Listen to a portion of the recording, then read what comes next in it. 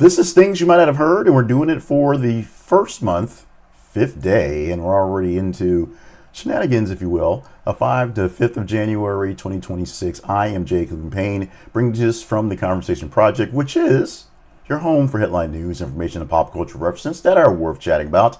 And if you were living on the rock this weekend, which is the only way you didn't get a hold of this one, essentially all news went to Venezuela as of Saturday morning, early Friday, I guess, but Saturday basically as things rolled, as it all turned into the Venezuela Maduro show all weekend long. It was hard to get 10 news stories for you to talk about, to chat about, that were specifically not about this. We did our best to get some things, plus some updates and things going back and forth. So we did that but we are going to open up directly with Nicolás Maduro and his wife, specifically, who will be in court today. That's happened. Plus, we also have some Anthony Joshua, two stories technically with Anthony Joshua, and Tony Dokoupil, who is now in charge of CBS News. He had to show up for work early on Saturday as well, getting things started off with another story that's Venezuelan adjacent. So we've got Venezuela covered all morning long for this thing here, coming to you live 5:30 a.m. Central Time from the beautiful state of Arkansas. We want to remind you that along with these 8 stories, we have other things to talk about at the Conversation Project. So visit our website. This is theconversationproject.com for more details on how we do our stories, how we get our information, also information on our products, which are our sponsors, and our partnerships links there. And plus, we'll talk about one partnership, one sponsor in just a minute. That will be, or towards the end of the show, I should say, that will be Ground News. Ground News is basically the standard for our spotlight sponsors, but we'll have that in just a bit. We have that coming up. So right now, let's get into the groove tonight, or this morning, and talk about Venezuela. We are 3 days into this year, or 5 days as of this morning, and all eyes are on New York City now, but technically Venezuela, as the president, Nicolás Maduro, and his wife, I believe also, is scheduled for federal court arraignment today, January the 5th. Nicolás Maduro is scheduled to appear in Manhattan federal court on today for an arraignment tied to U.S. narcoterrorism and weapons allegations that prosecutors say span decades. The reporting describes Maduro's capture as a Trump administration operation that pulled him from Venezuela to New York, immediately turning a criminal case into a geopolitical event. It was a big deal. It was a quiet deal. And if you went to bed on Saturday thinking, oh, I'm just going to watch some really boring football games and see how things land out for the NFL, and maybe a couple last hangovers from some of the bowl games, you were sadly mistaken. It turned into an all hands, all 24 hours a day of stuff that dealt with Maduro and Venezuela all weekend long. Now, this arraignment itself expected to be brief and basically just following some simple procedures. It itself is going to be simple. Not much to happen with that one. But it has to begin. It has to be the formal input for the fight over jurisdiction. Can we try him here, essentially, and the evidence, and whether he can be tried in court. Essentially, the only thing that his prosecutors, the only thing that his defense lawyers that'll be assigned today will have to kind of fight this will be the simple parts. Is this legal? Did they pick him up in a legal way? Can they try him here? Is this all a good thing or bad thing? Prosecutors are framing this emphasis with state-enabled tracking and able to link major criminal networks to him. And the language is designed to keep the position as national security, not just narcotics. So while the story we got was we're trying to battle fentanyl coming out of Venezuela, which is not where fentanyl comes from, and it's not where their drugs go. This is what we're at right now. Expect this to overtake everything for quite some time. We're still looking, watching the news over here to my left, where essentially all news all the time is still Maduro stuff going forward for the national news. If you have local news, you probably have other things going on as well. Nationally, it's all Maduro, and basically will be for at least a couple days. In the meantime, there were some minor sports ball games that happened this weekend that will cover the fate of the National Football League, as the playoff schedule is now finalized after some dramatic games this weekend with multiple scenarios at stake. Many games which had teams playing each other with no reason to play each other other than to pick other teams to win championships. It was a weird season, but it happened out this way. The NFL playoff schedule is set. Wildcard weekend is ready to go next week. With everybody basically clarifying the national TV and streaming map for the opening round of football games. Go to NFL.com. You can note that the weekend begins in North Carolina and ends in Pittsburgh. It's a nice little swath of the nation to get us through some good football, preparing for this year's Super Bowl happening in San Fran. Now, scheduled to appear on this weekend, we'll have the number 6 team for the NFC, the number 6 seed San Francisco 49ers taking on number 3 Philadelphia Eagles, the number 3 LA Chargers. Oh, I'm sorry, that's the Rams, the wrong ones, versus number 4 Carolina Panthers, and the Green Bay Packers at 7 versus the Bears, who held out to 2. The bye for the NFC will be the Seattle Seahawks, who found a way to beat out Denver to get this thing happening going forward. In the meantime, beat out the it's crazy. Beat out San Francisco and drop them down to 6. On the other side, the AFC, we have the Denver Broncos, who will get a week off this week. We'll have the Buffalo Bills at 6 taking on the number 3 Jaguars, although Bills weren't that great, and Jaguars also not that great, but great enough for the 3 seed. The number 5 Texans and the number 4 Pittsburgh Steelers, who hold on to that spot, and the number 7 Chargers, the other team from LA, versus the Patriots at number 2. The surprise darling of the season, which were the Patriots, but could not quite overtake the Broncos this season. You will see this all play out going forward in the next couple of weeks as wildcard weekend begins, then semifinals, then quarters and semis, and then, of course, the big game happening in February.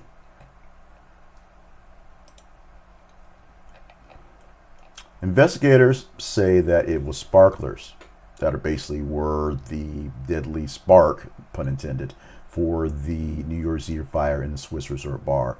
This was essentially going to be the big story occurring into the week before we had Venezuela, but investigators believe that, and the pictures are going with it, that sparklers held too close to the ceiling may have started the deadly blaze at the Constellation Bar in Crans, Montana during the New Year's Eve celebrations there.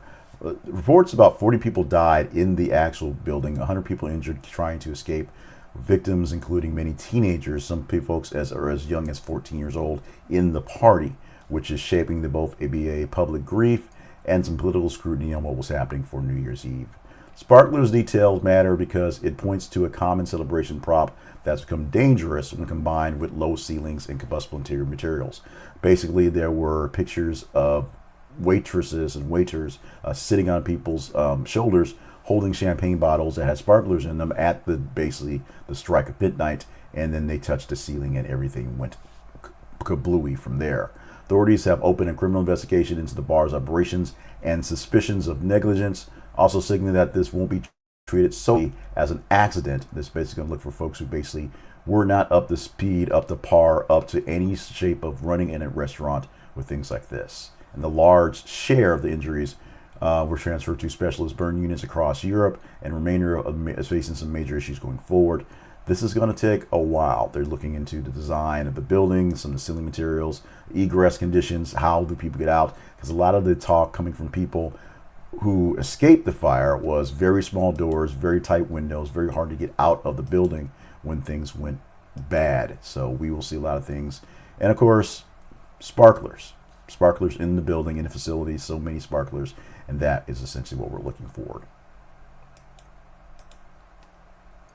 Anthony Joshua takes up the next 2 stories. First up, his driver is charged following a deadly crash in Nigeria that killed 2 of his friends. Nigerian police have charged the driver after the deadly crash, killing 2 people connected to Joshua's team. This coming from ESPN's reporting on the weekend. The case is being treated as a criminal traffic matter, not a celebrity incident, while the driver's conduct and crash timeline is now central to the issue. They're focusing away from Joshua and the celebrity involved, and now looking towards the person who was doing the driving as an actual incident of just unsafety there. Joshua's issued public comments following the crash, and those statements will be parsed for what they do and what they do not concede about responsibility on his end. So we will see how this one plays out. So at this point in time, Joshua is back in England, back in UK, recovering from his parts of the wounds. They will deal with in the next couple of days the proceeds, the burying, the actual processes of the folks in his team, his friends that were in the car. But the driver of the car is now being charged with criminal offenses, being investigated on what's going on in the streets of Nigeria. Meanwhile, we're going to go to Jake Paul, who is now, because of Anthony Joshua and being beat down by the guy, like this one, no joke, is dropping out of the WNBA rankings after this not so great fight. Jake Paul, believe it or not, was ranked in the WNBA rankings. He actually had a fairly good ranking. He's essentially undefeated, although most of his fights are exhibition style, but he's basically undefeated for most cases in his actual fighting life. After this loss to Anthony Joshua, he's basically his short stint that as a ranked cruiserweight, as someone who was willing to go up, viable to go up for an actual title, is now over. ESPN actually also notes that Paul entered the list mid-year and was sitting in the back end of it, the top 15 heading into the Joshua bout. This was essentially his chance to actually push into real-world fighting, the real sort of lifeline of people who actually do this stuff for a living and not just for exhibition and can make money just by showing up. Here's where you got a chance to see that he may be pretty good, but ain't quite good enough for a real man with real hands, if you will. The WBA rankings angle makes this matter because it reflects what Paul can credibly pursue next.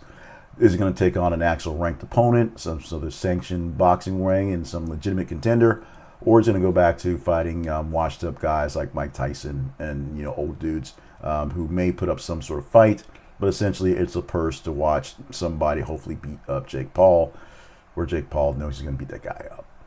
Some recaps from some of the frames, including like right here, just shows exactly how damaging, how bad, how terrible the actual fight was in general. And it wasn't for the fact that Jake Paul can't put up any defense. It's literally, essentially, it's a matter of Anthony Joshua is just that bad of a dude, and he took it out in that case right there. But for right now, Jake Paul is feeling the wrath, and as the athlete felt some of the punches, because he's now out of the rankings for real legitimate boxing, WBA. So who he fights next is now a toss-up. Quick stop. Quick pause, quick pull away from the actual news stories to talk about us. We need your help to help us grow our News Nerd Nation. We need you to like, share, and subscribe to the work we're doing. Like the videos you're seeing here, whether you actually enjoy them or maybe you just sort of don't like me and want to see more of me because you hate me.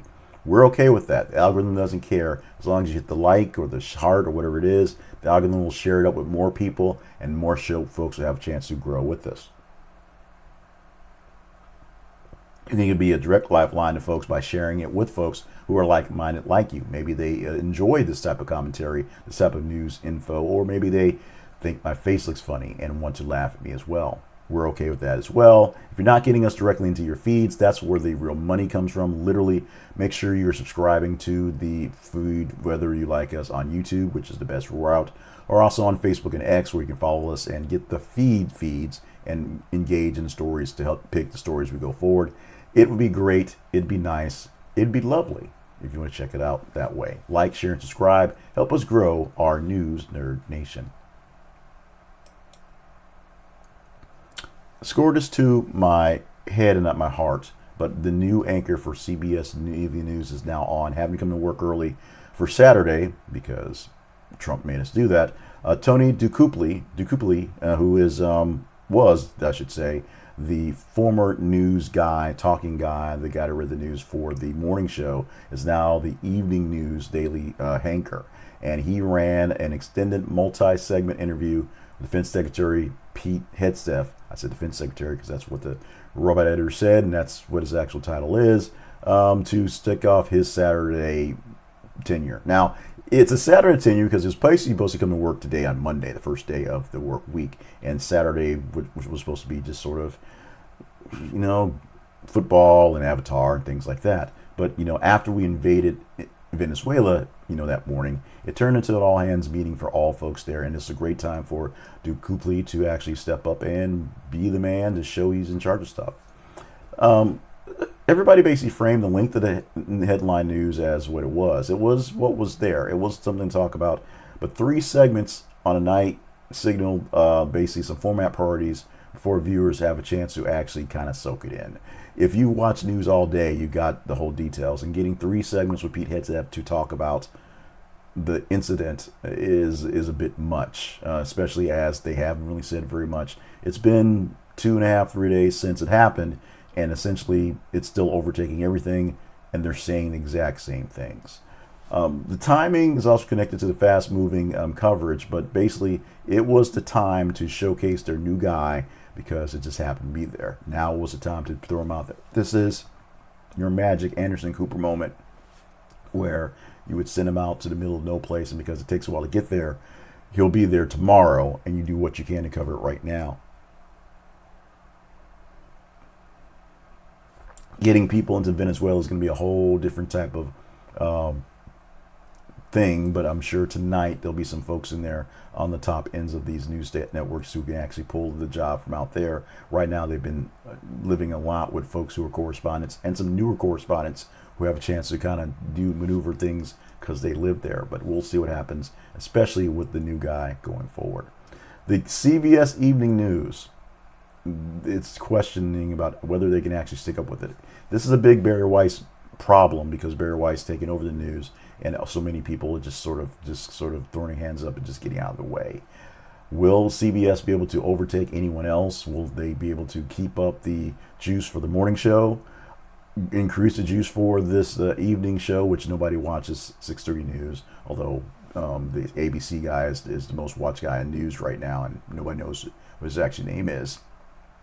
We'll see how these things play out fairly soon. I brought up Avatar mostly because I saw the picture of Avatar in the lead up for the next story. But the Avatar is a big deal for this week. The Fire and Ash, this third edition of the series, surpassed $1 billion at a global box office in just 18 days. So while critics may pan it, the people love it and want more Avatar. Fire and Ash, another big part of it. And I think there's a 4th one coming because you can't stop the feeling. Crossed the $1 billion worldwide mark in 18 days, reinforcing James Cameron's track record for basically turning December releases into global events for himself and us to watch. We've not seen this one yet, so we'll probably catch it fairly soon when it comes to some streaming. We usually catch it in the IMAX. We're a little busy this season, so, invasions of countries and things like that. About $306 million coming from U.S., Canada, and $777 million internationally. And the split undermines just how Avatar remains an overseas heavy franchise.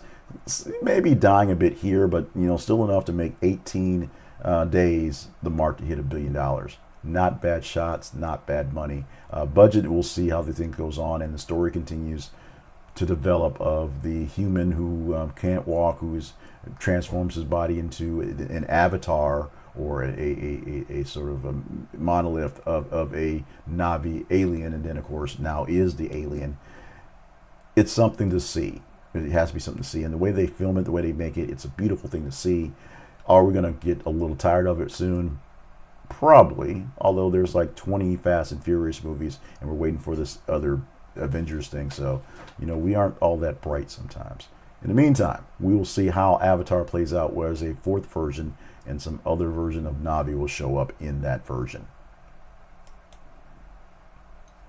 James Nnaji also scored this to my head, not my heart, because I knew I was going to butcher this one.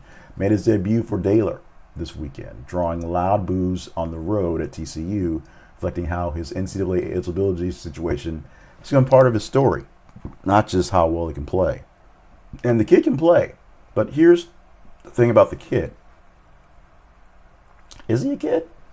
Because remember, Nnaji scored 5 points, picked up 4 fouls.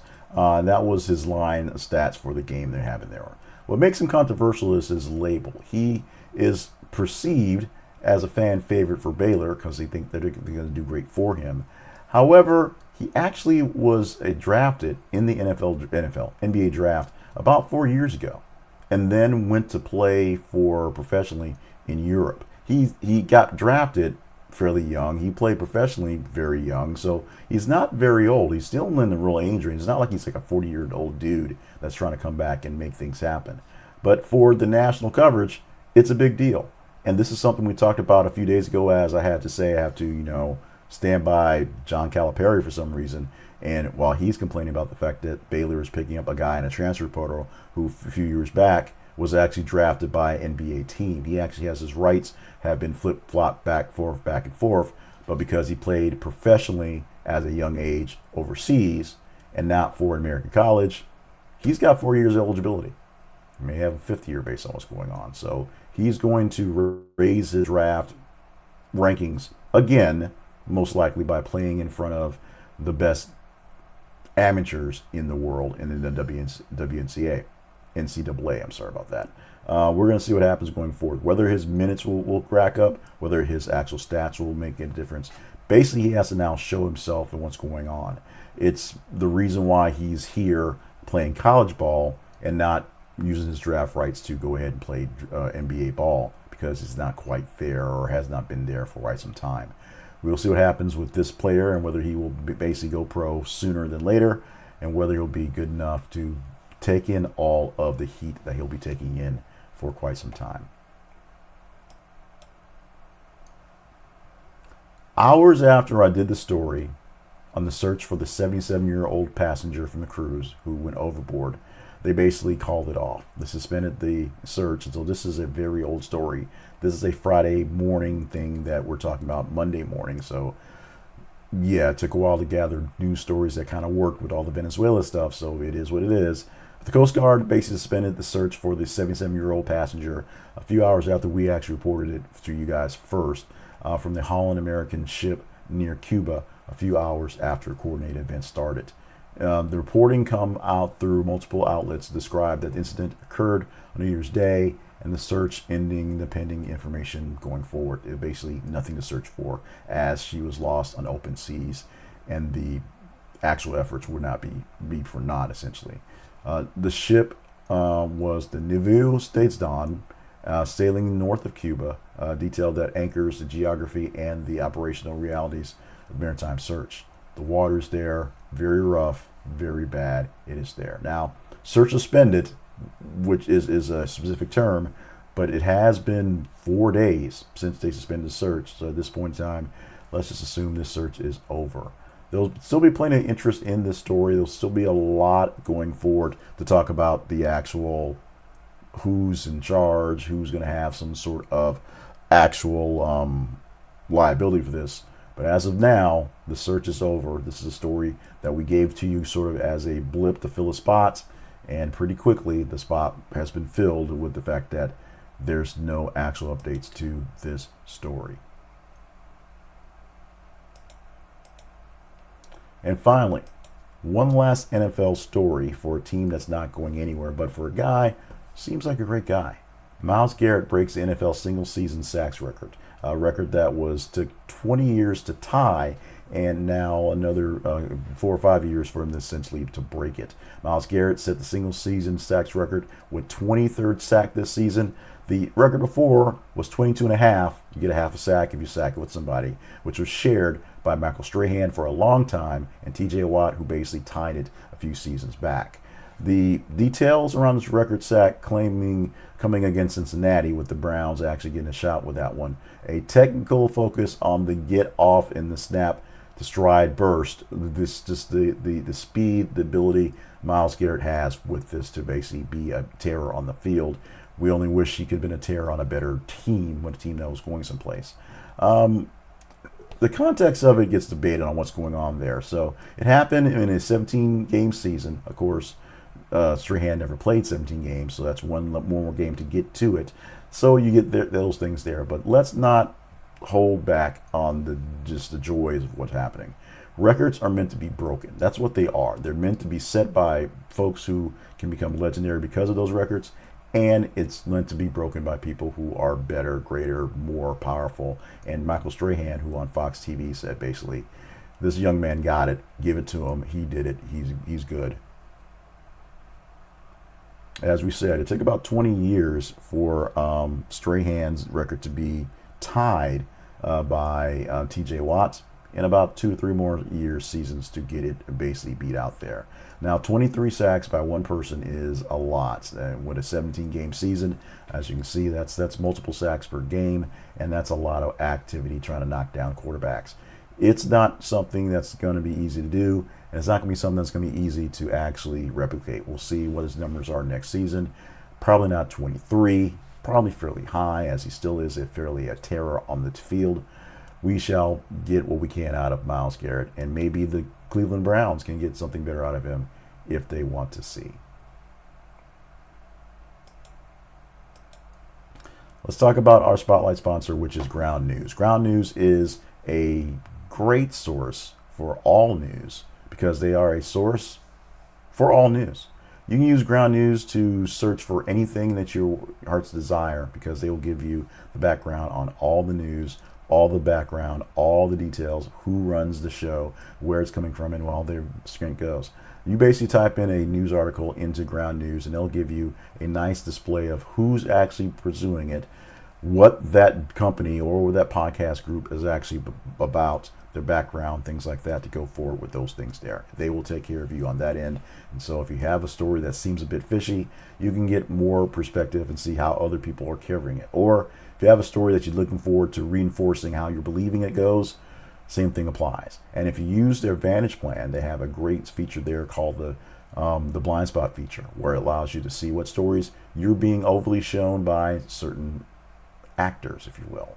What stories the Republicans want you to see more of, and what stories the Democrats want to see more of, and what they want to see less of, because they are overplaying some things and then not playing some things on the same level. It works that way. If you want to get a great deal on that, we'll get you 40% off the Vantage plan if you use our affiliate link, and we get a small commission for you clicking the link. This is theconversationproject.com/ground news.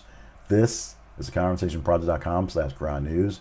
This is theconversationproject.com/ground news. Click on the link, use our affiliate link, and we get a small commission back. Helps us keep the lights on for here, and you can get a great deal on the Vantage plan. 40% off that plan or off any of their plans. You can get in your news and great news, extra news, if you will, for less than $1 a month using Ground News. So check it out today. We want you to be a part of our world. Check us out at our website. This is theconversationproject.com. We have replays of the Conversation Project, replays of the things you might have heard, other things there pop up there as well, and links to our partnerships, links, our sponsorship sites, and some behind-the-scenes things that you may not have understood. You want to ask me a question? Email me at theconversationinbox@gmail.com. We can chat anything up you want to, anytime you feel like it. Plus, follow us on our feeds on Facebook and X, and you too can help us pick these stories. It's from you and your engagement in the stories all weekend long that sort of helped us rank and stack the stories so know which stories were worthy of picking out there. And then it's up to me to hopefully pick the right ones. We'll see if we pick the right ones. You will definitely talk to me if we don't. It'll all happen. So we're going to wrap this thing up. Today has been the Monday, January 5th, 2026 edition of Things You Might Not Have Heard. I am Jay Cleveland Payne. Thank you so much for joining us for the stuff here. We have a full slate of things planned for you this week, more or less stories like this, and we are going to do our best to make sure they happen. If you want to engage with us, email me directly, the email address, or you can also just send stuff in the comments how we can do things better and get things a bit more of a flow, if you will. We love you guys, mean it so much, and we'll do more of this, sharing great news stories, well, sometimes not so great news stories, but conversational topics, and talking about them in the chats, in emails, back and forth. So chat away, email away, let's talk it up. We'll see you tomorrow for Tuesday.